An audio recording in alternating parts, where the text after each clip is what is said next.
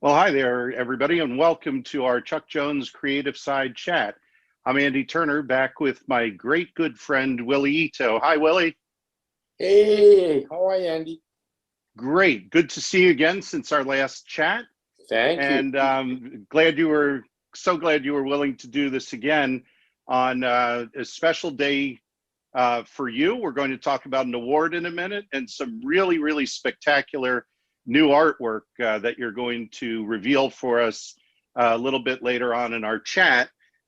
But for those of us who know about the Chuck Jones Center, big hello to my good friends in Chicagoland, where they're still keeping up programming, and of course the home base in California, along with everybody else who's joining us today. And I mentioned that it's also a special day. Today happens to be the exact 25th anniversary of Chuck Jones receiving his Lifetime Achievement Award from the Academy of Motion Picture Arts and Sciences, or his Oscar. I'm sure you remember that, Willie. Oh, yeah. And speaking of awards, I actually just learned that you are the recipient of this year's Windsor McKay Award.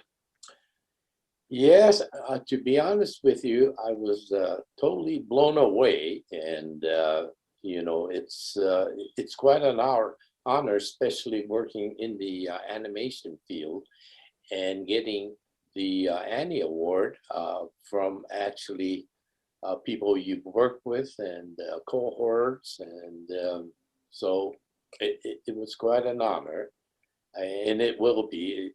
The ceremony, I believe, is April 17th. And do you know, is that going to be remote this year with everything still going on, or how are you going to receive the award?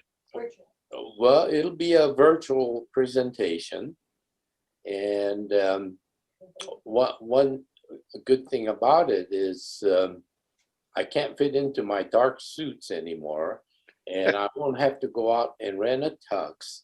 I could just sit there in my underpants and have on a nice shirt, and I think that will suffice. Well, that's great. And Willie, I want you to keep on your shirt today. The Creativeside Chats are family friendly. Fair enough?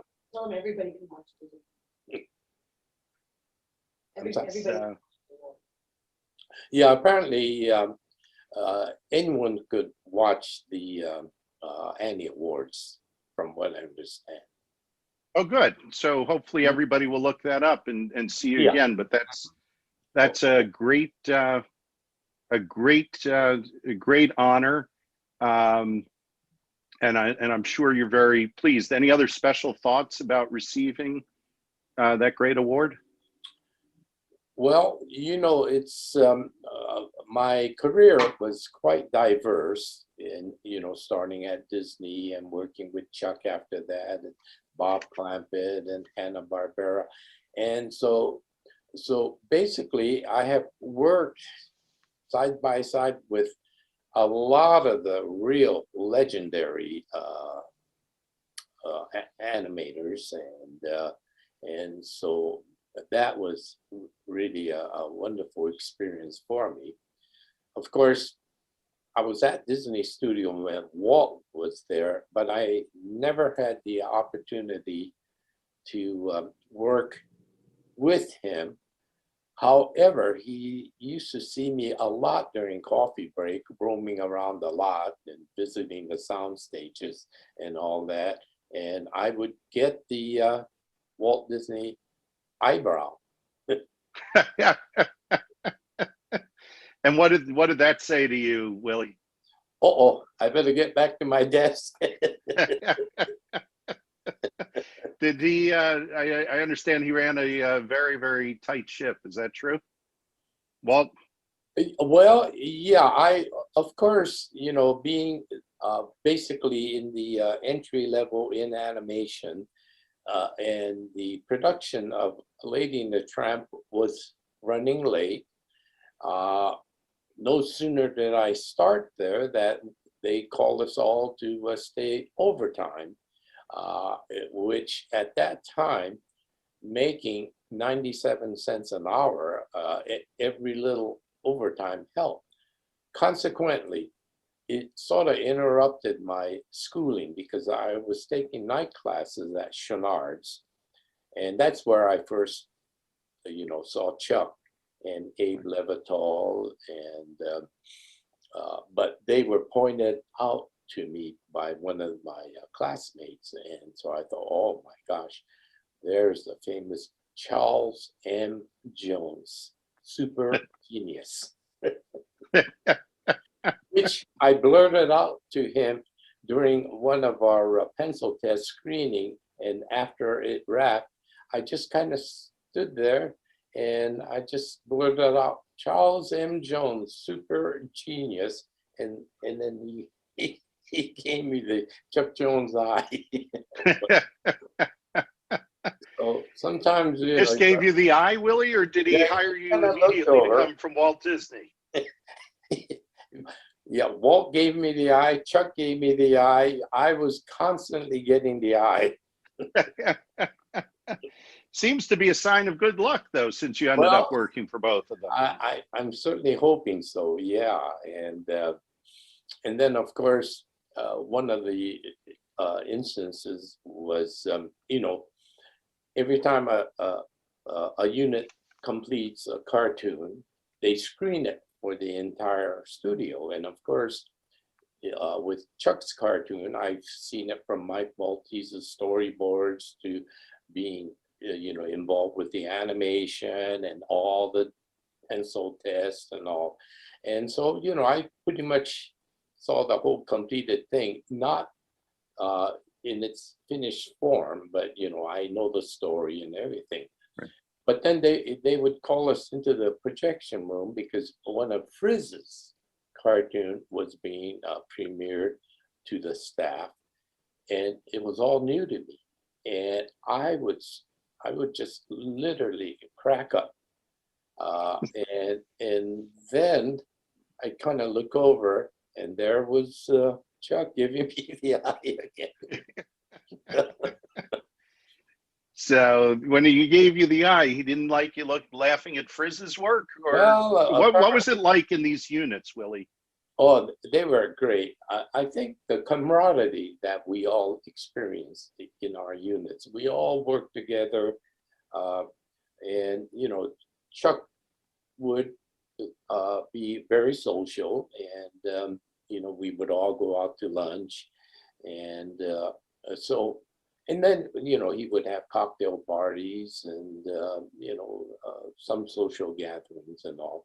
So, so Chuck's unit, I found very comfortable and with all my cohorts. But I'm assuming that Frizz did the same with his unit and Bob McKimson at that time also, But when you were in the units, Willie, were they kind of isolated or pods unto themselves, or did you have a lot of interaction at the studio?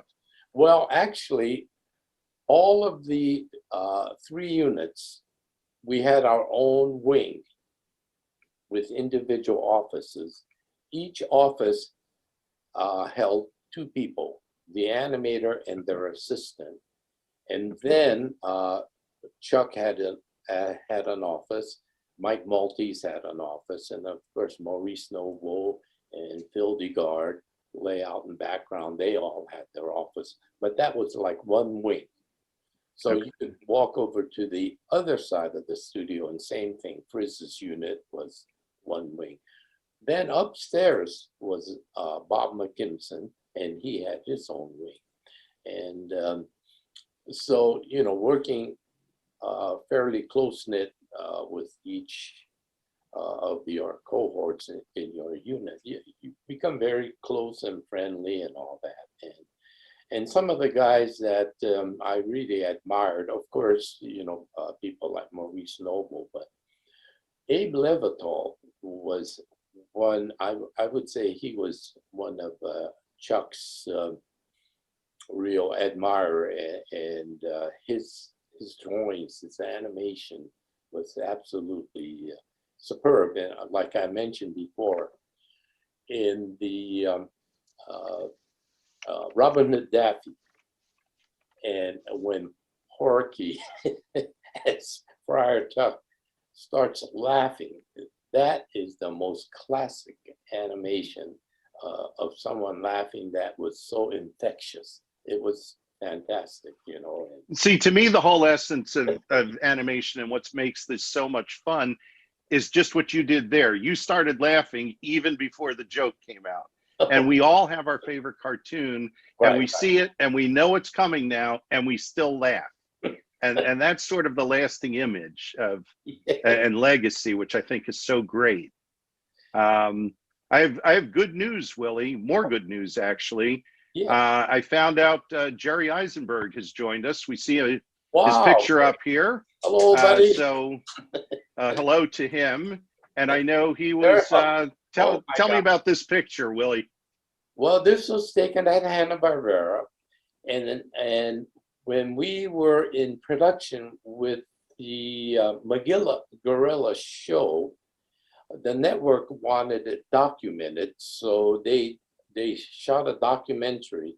So here we are, all three of us, Dick Pickenbach, Jerry Eisenberg in the center, and yours truly. We're all in makeup. That's the reason why we look semi-okay. and knowing that they were going to shoot the documentary, I even went out and got a haircut. And Jerry ran out and lost 15 pounds. That's great. And that shot was at Hanna-Barbera? Yeah, that was at Hanna-Barbera. And then when the Magilla Gorilla show was going to premiere, they ran the documentary a couple of nights prior to. And then, of course, Magilla Gorilla turned out to be another one of Hanna-Barbera's hits.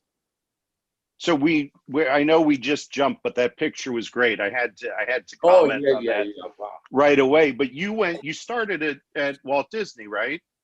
That was my start of my career. And Lady and the Tramp, if I remember right. Lady and the Tramp. My first assignment was I was mentored by Iwo Takamoto, and he was responsible actually in getting me hired at Disney. And so on day one, you know, I got my very first assignment, and it was this cute little Cocker Spaniel dog, and I was kind of wondering, you know, what film is this, you know, because Disney was always making fairy tales, Cinderella and Alice in Wonderland and so on and so forth. I never heard of Lady and the Tramp. And so I was assigned to the iconic spaghetti kissing scene of all things, not knowing, you know, how famous and iconic that scene was going to be, you know, in the future. And of course, today, you mention Lady and the Tramp, and everyone would say, "Oh, the spaghetti kissing." And also, yeah, so that was a good introduction to the art of animation, and then having someone like Iwo Takamoto mentor me. And then we parted company because I came over to Termite Terrace, and then spent the following 6 years with Warner Brothers, and then a year with Bob Clampett.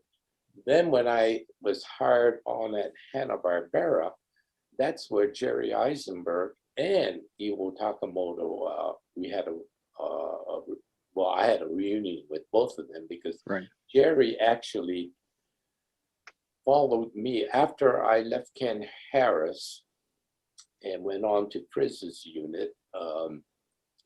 Jerry was hired to be Ken's assistant. And so Jerry and I share the same animation heritage. It's a great heritage. So we went through a couple more items there, Willie, but did you choose to go from Disney over to Warner? Were you recruited, or how did that step come? And then the next question is, how did the step go from Warner to Hanna-Barbera? Yeah, well, of course, in our business, you know, layoffs are commonplace. And when Lady and the Tramp was completed, they had such a big staff that they hired to get the film out. And so consequently, Sleeping Beauty, which was still in the early phases of animation, it wasn't really ready to come down to like the assistants and in-betweeners and all. So they asked us to take a 3 months leave. And so fortunately, that summer, before I got hired at Disney, I did visit Johnny Burton, who was head of production at Warner Brothers. He looked at my portfolio and he says, yeah, we like you very much, but we don't train. So if once you get trained, then we'll hire you. So on that day that I was called in and was given notice, I immediately ran to my phone and called Johnny Burton. This was Friday. And he says, come on in. So Monday morning, I started at Termite Terrace along with a roommate, Corny Cole. And we both started at the same time in the bullpen. And then later, I guess both Corny was doing a lot of scenes for Dick Thompson in the bullpen. And I was doing a lot of work for Ken Harris. Now, Ken had an assistant, Alec Ignacio, who had given notice that he was going to move on to a TV studio. And so he knew there was going to be an opening for an assistant animator. And so I was invited to join the Chuck Jones unit and became Ken's assistant. And when I was ready to leave, Jerry, you know, he was there, right place, right time, and he's such a talent that you know, Chuck just had to grab him and get him into his unit too. Now, so it looks like Chuck was very active in recruiting folks that he wanted. Is that fair? Yeah. Fortunately, you know, I know Jerry will agree with me that to be handpicked by Chuck Jones is quite an honor, and I was pretty much blown away by you know, being selected, and Chuck gave both Jerry and I a lot of different opportunities, you know, design characters or do storyboards or do layouts and whatever, you know. So Willie, when did you go from Chuck's unit to the Bob Clampett unit? Okay, there was a step in between. Hawley Pratt, who was Friz Freeling's layout man, was being groomed to become the director. And so Friz was looking for a layout man that could replace Hawley. And so Friz went to Chuck and borrowed me for one picture. And so I went over, and under Hawley Pratt's training, I laid out my very first Warner Brothers cartoon. It was a Bugs Bunny Yosemite Sam titled Prince Violent.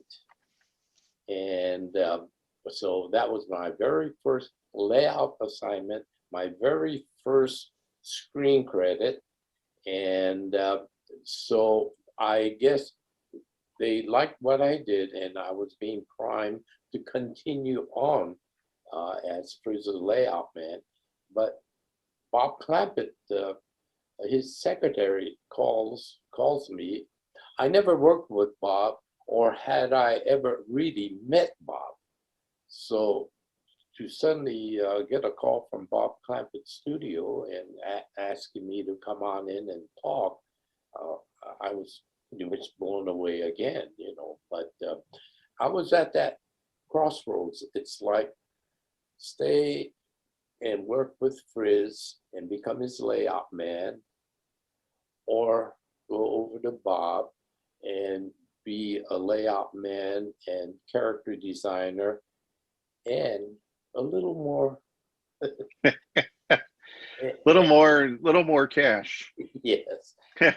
So, Willie, I should mention as we've yeah. been talking about your various places in the invitation to tonight's or today's chat, there's Right. a link that takes everybody over to chuckjonescatalog.com, and some of your work has been scrolling. There's a lot more on the website where they can see these various phases of your career, Oh, yeah. along with the different styles. Mm-hmm. And I would encourage everybody to take a look at that. So you ultimately went over to Clampett, right? Yeah. Uh-huh. And what's the difference between just being a layout? What'd you say? A layout man Yeah, layout man. Yeah. And character design. Yeah. Well, in the case of Bob Clampett, because they were originally puppet characters, Bob needed all of his puppet characters redesigned into animation. So I was one of the first over there at his production company, was called Snowball Production. And I was one of the very early ones there, just redesigning the characters. And then eventually, when the characters were okayed by the ABC network and Mattel Toys, and we were ready to roll into production, then we started to hire. And fortunately, at that time, Disney Studio had just discontinued their shorts department. So we were able to recruit a lot of Disney people. But the same thing happened with Hanna-Barbera. A lot of Disney people went over there too. So in essence, during that period, we had the, you might say, the pick of the litter. Well, I think when you mentioned the puppets coming over, Beany and Cecil are probably two of the most famous. Can you tell us a little bit about how that evolved and how you worked on that? Yeah, well, it was kind of fun experience, only because Bob sat at a desk, and behind him was this big picture window. Oh, I'm sorry, mirror, huge mirror. And he would call us in, the Art Scott, the director, and the story guys, and some of the head animators. And we would sit in a couch in front of Bob's desk, and he'd be looking out at us, and then he'd be talking about the characters. Then he'd reach into his drawer, and Art would lean over and say, "Here comes a dirty sock." And sure enough, he'll pull out Cecil. Start, whoa, hey, Beanie Boy, and all that. And actually, we're kind of rolling our eyes because We're back to the eyes again, Willie, huh? Yeah. He was an amazing person to work with, and the fact that the personalities were so different from working with Fritz and Chuck and now Bob Clampett. How would you describe quickly those kind of three very distinct personalities and their impact on you? Yeah, it was funny because while working at Warner's, we would always regard Frizz as the Yosemite Sam character, and Chuck was, very sophisticated and very articulate, and Chuck. And then Bob was again a totally different personality, and I guess a lot of his earlier cartoons before the censorship came in, was somewhat outlandish, and he made no bones about kind of getting into maybe a little bit of the gray area, which consequently, when the network would review it before airtime, it was still in production. They would say, well, Bob, I think you should eliminate this. It's not quite child friendly, or let's tone this down or whatever. And Bob would say, yeah, okay, we'll take care of it. But see, back in those days, when you finished the film on a Friday night, our production manager with the can of film in his arms would go to LAX and take the red eye to New York, and then it'll be screened. And so there was no time for changes, which I think, somewhat done, you might say, intentionally. Just between us, Willie, right? There might have been a few and jokes in there that were left in. 5 million people like them. So my apologies to Ruth. Tell me, Willie, what was the difference in animating when you worked at Warner Brothers on, say, a Bugs Bunny or a Daffy Duck, which we all know as real characters, but they've only existed on the screen. Right. And then when you try to animate something like Beany and Cecil, which came from puppets in the real world, even though they weren't people, there must be a distinction between something that you see and touch live in person and a character that really has grown and lived on the screen. Oh yeah, right. Plus the fact that now we had to start being somewhat conscious of the limited animation that was prevalent getting into the TV production. And of course, UPA, they kind of started that trend, but they used to call it stylized animation. And then the graphics were very designy, very much like a lot of the commercials that were being done at that time. So the designs of the character was to be very flat. But Beany and Cecil, Bob saw it as a three-dimensional character. So the animation had to be a little more like a Warner Brothers and whatever. But, again, budgets and the time restraints really limited that, But then, of course, going on to Hanna-Barbera and having that Saturday morning limited animation develop to a point where, it became a trend throughout the industry. And so it was a transitional period for all of us. So how did you act or draw when you saw something that was really in person, like the Dirty Sock you mentioned, or something like, if I recall, you worked on the Jetsons as well while at Hanna-Barbera, Right. and that existed again in the future at some time we didn't see. So how do you come to draw and develop these characters? Well, I guess one of the things when you get into the animation business is you have to kind of learn to be somewhat versatile. And with the aid of model sheets that's assigned to all of us to follow, we try to get a certain amount of consistency. But even with us, we're trained. And so if you sit down in front of a movie screen and watch a movie, you can pretty much tell what animator went to this point, and then it was picked up by another animator. And even to the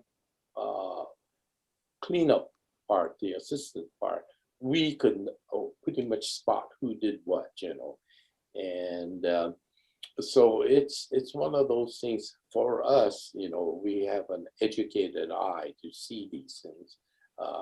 But because of the fact that the production was really became one of those things you just couldn't labor over something and get precious with it. You had to get it out and try to meet whatever schedules. And so it was a little relentless from my Warner Brother days and from Bob Clampett segueing over to Hanna-Barbera. So, and how did that go? Did you adapted pretty quickly, Yeah. or you had to? And Yeah, we adapt pretty good, you know, and you could bounce from studio to studio and practically overnight pick up how they would do it, you know, and you know, you pretty much keep your eyes and ears open and just make sure that you blend in without too much, you know. Yeah. or was there ever any friction or not blending in with folks not liking each other? And what happened if that occurred? Well, you know, like in all creative endeavors, there's always some sort of, you might say, a little bit of a conflict, or you would have some very highly egotistical artists that just not want to have their artwork changed or corrected. And so it's almost like, oh God, well, I guess we'll just have to satisfy his ego and just kind of go with it, you know. But it makes it for a very uncomfortable situation. And you know, when you got the lead guys that head of a department and some guy comes in and he's just angry and don't want to make these changes. You know, even though you're working in a happy industry, not every Well, day could be happy. that's why I wondered. I mean, all of us who watch animation, it's nothing but happy and fantasy and That's giggles, and I'm sure in many senses it was fun to work on that, Yeah, but there's also behind the scenes that yeah, we don't see. right. Yeah. Um, That, so that's one of the reasons why I was so happy being part of Chuck's unit, because it was a fun group. And then, of course, you know, cartoonists, they like to let off steam. So in between their drawings, they would make drawings of you and, you know, whatever gag cartoons that, you know, the situation comes up. And so that would also, you know, add to the lightness of the work. And then, of course, if you hang these things on the wall, guys like Edward Salzer walk around the studio and then see all these gag cartoons, and right away he would think that's all being done on precious company time and company dollars. but ultimately making a lot of dollars for the company. Yeah, right. I would think, Willie. I was noticing, we talked a little bit before. You now, this is pretty cool. You have two sections on ChuckJonesCatalog.com. One section in Scooby-Doo, and then Beany and Cecil, who we were talking about, and then your very own Willie Ito section, which I think is great. What are the differences that you see when you do a drawing, say, that's just in pencil versus the full color animation? Do they speak differently to you, Willie? Well, yeah. Well, see, like myself, you know, my whole, excuse me, whole career, you know, working was pencil and paper. And unlike someone like Maurice Noble or Bill DeGard, they worked in color and designs and all. You know, I was pretty much a black and white pencil person. And so in retirement, I'm doing a lot of my commissions in full color. And I'm really, well, I kind of, you might say, rediscovered something that I used to do when I was still a student. And enjoying it very much. Well, that's great. How did you come up? I noticed a lot of your work that's in color has what I would call maybe more of a pastel tone. It is. Is that intentional? And how did you settle on that? Yeah, for one thing, it's fast. But Willie, it's also good. I mean, these are right. just some bright, fun images that come up. I mean, look at that. You have to laugh. You have to love that and smile Thank you. with the characters. Who do we have? What does that mean to you? The big shot that's on the screen now. Yeah, well, that's of course Beany and Cecil, and that's baby Ruth. Ruth, she was born Bob's daughter while we were in production, and so Bob made her, baby Ruthie, one of the characters in the series. And of course, on the bottom, that's Captain Huff and Puff, and then the sound is John and the crew. But see, one of the things, like all the clouds and everything, the tool of my trade is toilet paper. Used or not used, Willie? Well, be careful when you get to some real discolored drawing. No, but it's yeah, it really helps. I know that a lot of artists work in watercolors or paints and acrylics and whatever, and to me it was very time consuming. You have to mix it and wash the brushes and all, and me, I just take a couple of squares off my roll of toilet paper and wad it up and just kind of do that, and Q-tips for the fine details that I have to get into. I use a Q-tip.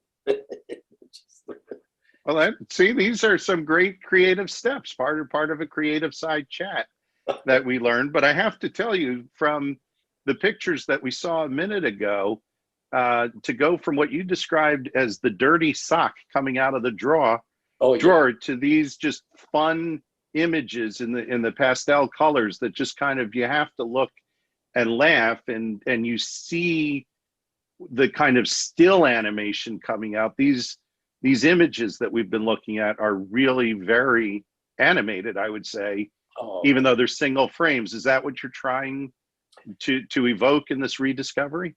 Yeah, I think, see, Chuck was very good because he emphasized good action, a lot of good action, and those action poses should silhouette, And so if you just black them all in, you'll still see the coyote in this great running pose. So Chuck had a lot to do with being conscious of good action poses. And then of course his animators such as Abe and Ken and Dick Thompson and Ben Washam, you look at their drawings and yeah, it really is animated. So. And is it fun for you to see the different styles that have been scrolling, some of these, the newer, the pastels, and then you look at the fully finished animation cell and it has a whole different look and texture? Yeah, it's amazing. Of course, with today's technology, things are digitally inked and painted and all that, and it kind of goes over my head because I'm from the old school, pencil and paper school, and my book Hello Maggie is currently in production as an animated film, and the animators are doing a beautiful job and all that. But I know when is that coming out, Willie? The schedule right now is hopefully it'll be in the can next March. All right, I'm booking you now, so we're back here and we'll talk about it with all of our friends at the Chuck Center. I want to do that with you, Willie. Right, thank you. So, do you have a character that has special meaning to you, either as a favorite or it had a particular draw for any reason? And I intend the pun with that. Oh yeah, well, of course, my sentimental favorite has to be a lady in Lady and the Tramp, getting myself, into the this crazy business. But then working with Chuck and Jay Michigan Frog, and of course What's Opera Doc, Bugs and Brunhilde, and these have got to be some of my all-time favorite, and not only sentimental, but it's like whenever I see these cartoons, I still get my jollies as if it was the first time in the screening room. That's fun. So many years later, when you still Yeah, oh yeah, get that feeling. And yes, I mean, yeah. last year, if I recall, you did a 50th anniversary Scooby Doo, right?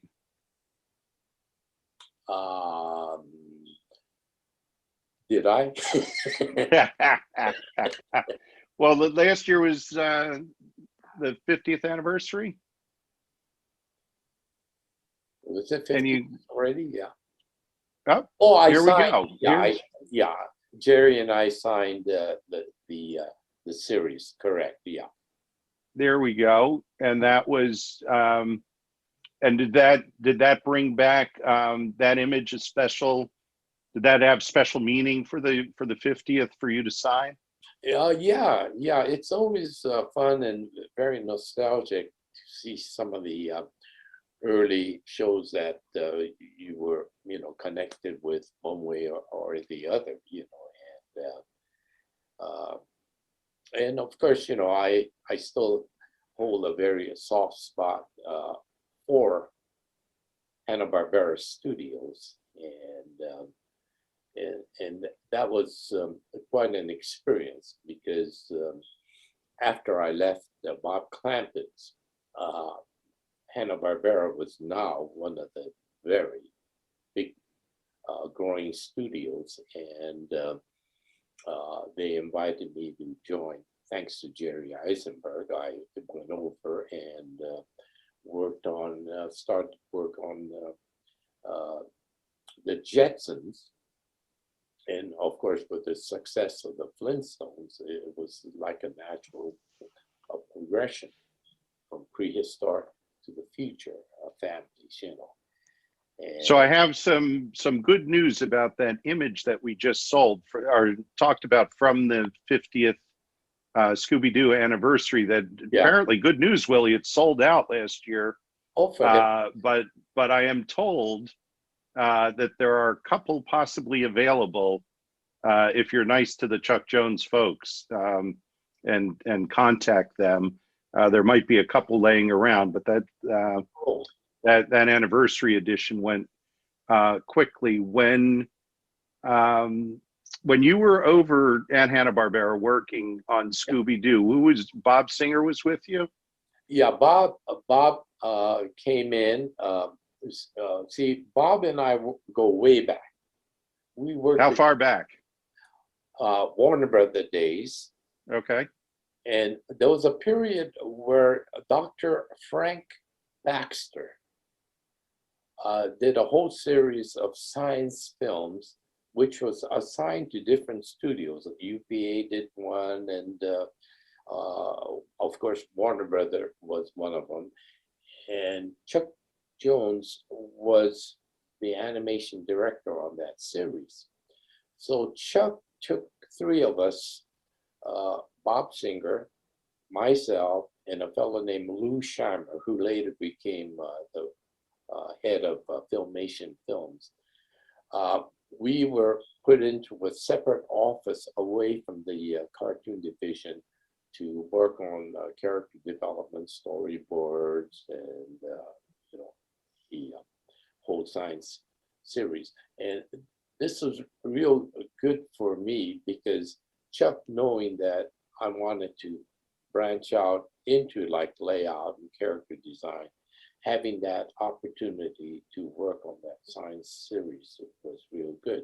And that's where Bob and I, we worked together, and we became social friends. And so I've known Bob way back. So I guess basically, you know, Jerry Eisenberg and Bob Singer are two of my oldest cohorts in this business. Pretty good cohorts to have, Willie. Yeah.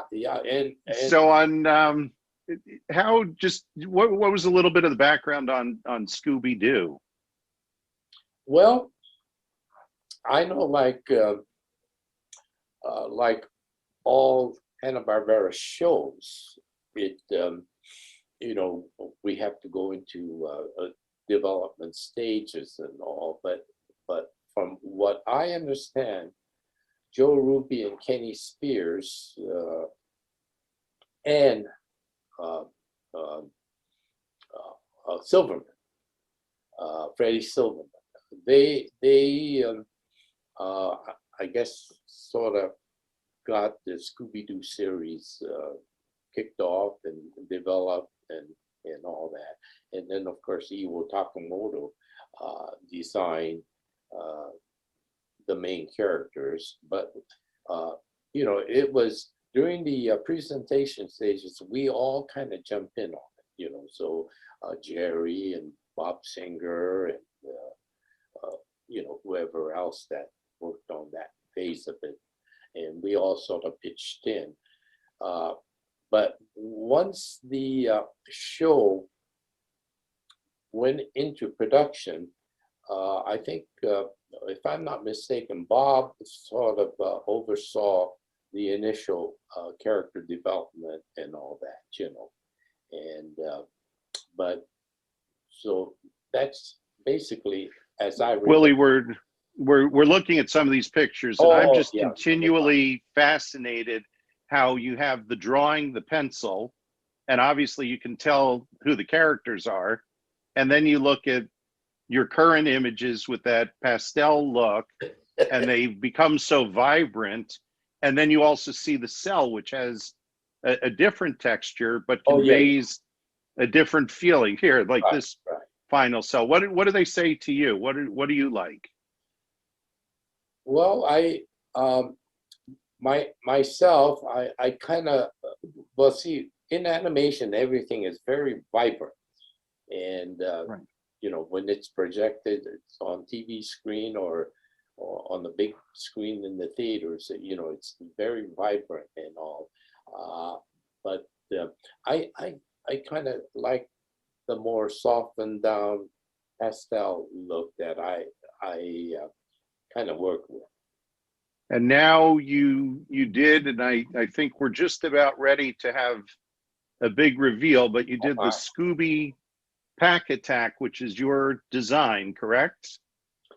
Well, so far as the initial designs of the villain characters, I would have to give credit to Bob Singer and his character design group. And so initially, you know, what you saw in production, I'm sure, if I'm not mistaken, Bob Singer sort of supervised the development of these villain characters.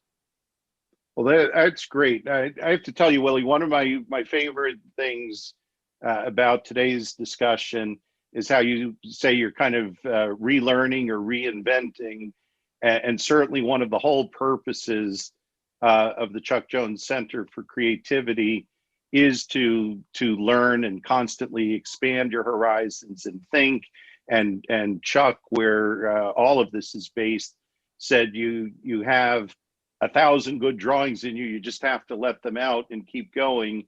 And how life was really a continuous process of learning. And I can't tell you how good it makes me feel when I hear you, with all of your success, how well known you are, and you still say, I'm still learning. And the work that you're producing, in my opinion, would be much more than learning, but something that makes us all feel good. And before I embarrass you more, if you're ready, I think we'd like to do the world premiere of your latest work, the Scooby Pack Attack. Are you ready for that, Willie? Okie dokie. Can we show everybody? Let's take a look. There's a villain, and here we go. The brand new. Here it is. Where are you? We got some work to do now. Now, Willie, look at that. That has everything pretty much that we've been talking about. Kind of the finished cell look in the middle. That's very fine, very well lined, right? A full color. Mm-hmm. And then we've got the new Willie Ito, the pastel looking villains that you were just talking about. Tell me about this piece. Well, when Scott originally contacted me and says developing a whole new series with the Scooby-Doo villains, I thought, hey, that would be fun. That would be very interesting to tackle. And so with a little research with my assistant Cindy Fortino, and of course I got some good reference from you guys, from Scott. So I went ahead and did these. When you say good reference, Willie, is Scott the headless character that we're looking at on the left? Oh, yeah. Because I know I'm in the top left. Oh, okay. Well, And yeah. I want to thank you. I never looked so good. Scott, but, he hit his head and lost it, I guess. Something like that. Who else? What other characters do we have? Take us through them, would you? Well, I'm sort of embarrassed to say that when we used to work on these shows, all the different shows that used to come through Hanna-Barbera, we only remember, well, myself anyway, the particular episode that you're working on, and then you finish it, you turn it in, and then you go on to the next episode, and you totally forget what you did on the previous one. So when I'm on a panel at the Comic-Con, these young kids, you know, they're real historians, and they know these things, and they would ask questions from the audience, and I'm sitting up on the stage with virtually mud on my face because I can't answer. But what was really I felt was I can't think of the word, but Evo and I were sitting. We were doing like an anniversary edition of a series of Hanna-Barbera shows, and no rehearsal. They just started to run the cartoons, and then later the moderator would ask us about the cartoons, and Ewo was even stumped. So I felt what that But you can always say, what do I know? I just draw them. right. And if I made a mistake, I would say, well, I'm evil.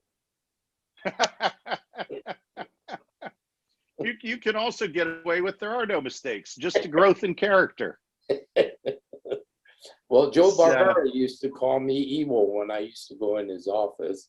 And if I brought in a bad drawing and he criticized it, I kind of didn't correct him. I let him think that evil did that lousy drawing, not me. Did you ever call him Bill Hanna?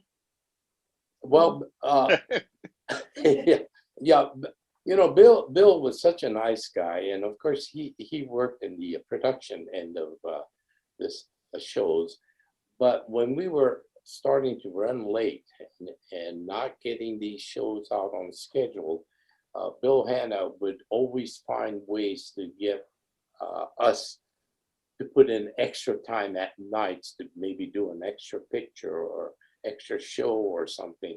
So consequently, you know, I spent a lot of my Hanna-Barbera years working late at the studio, and I would come home and I'd see 3 boys, all grown up, and I said, "Who are these guys?"